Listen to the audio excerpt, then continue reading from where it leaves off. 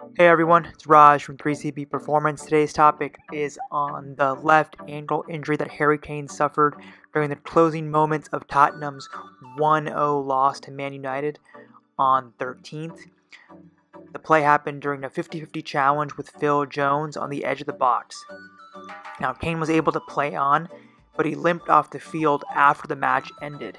After testing, the team's medical staff ruled him out of training until early March, with MRI showing ligament damage.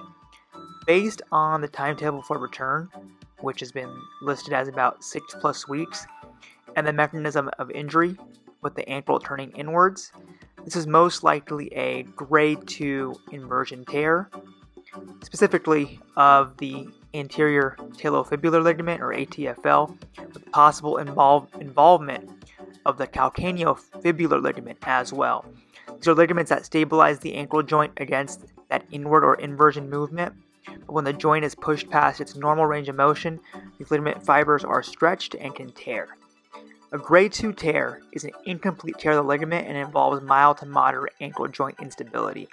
Most ankle sprains have excellent outcomes with appropriate rehab, but the research shows one potential key risk for Harry Kane moving forward.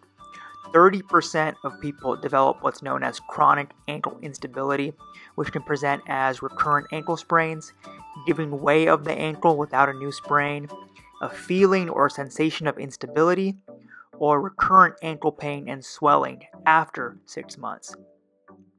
Tottenham will certainly want Harry back as soon as possible, considering they're fighting for a top 4 finish in the Premier League and still alive in the Champions League and Carabao Cup. In the meantime, they're also without their other striker, Son Heung-min, as he's playing for South Korea in the Asia Cup, and they have a whole slew of other injuries to boot.